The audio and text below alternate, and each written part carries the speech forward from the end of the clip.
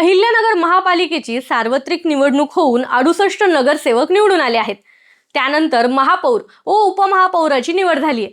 आता पहिल्या सभेत राज्य शासनाच्या निर्देशानुसार 6 स्वीकृत सदस्य निवडले जाणार आहेत। त्यासाठी शासन अध्यादेशानुसार पात्रता पूर्ण करणाऱ्या व्यक्तींची शिफारस संबंधित पक्षांच्या गटनेत्यांनी करावी अशी मागणी करण्यात आलेली आहे। गटनेते कोणाची शिफारस करणार याकडे आता नगरकरांचं लक्ष लागलंय।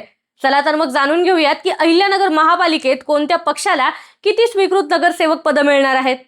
नामनिर्देशित सदस्य म्हणजे स्वीकृत सदस्य म्हणून नियुक्त होण्यासाठी राज्यात नोंदणीकृत असलेले डॉक्टर, मान्यताप्राप्त शाळा किंवा महाविद्यालयातील निवृत्त प्राध्यापक, व्याख्याता किंवा मुख्याध्यापक, सनदी लेखापाल म्हणजे सीए, पदवीधर अभियंता, वकील, महापालिका किंवा नगर परिषदेत मुख्य अधिकारी, सहाय्यक आयुक्त किंवा उपायुक्त म्हणून काम केलेले निवृत्त अधिकारी अथवा नोंदणीकृत सामाजिक संस्थेचा पदाधिकारी या घटकांपैकी एका घटकात किमान 5 वर्षांच्या कामाचा अनुभव असलेला व्यक्ती पात्र ठरणार आहे।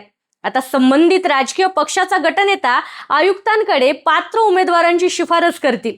आयुक्तांच्या छाननीनंतर महापौरांच्या उपस्थितीत होणाऱ्या पहिल्या सभेत या स्वीकृत सदस्यांची घोषणा केली जाणार आहे। स्वीकृत सदस्यांबाबत महाराष्ट्र नगर परिषदा नगरपंचायती नियमानुसार महापालिका किंवा नगर परिषद क्षेत्रात कार्यरत असणाऱ्या आणि समाज कल्याण कार्यामध्ये गुंतलेल्या मुंबई सार्वजनिक विश्वस्त संस्था अधिनियम 1950 खाली नोंदणीकृत समाजधिष्ठित अशासकीय संघटनेचा पदाधिकार म्हणून किमान 5 वर्षांचा अनुभव असेल।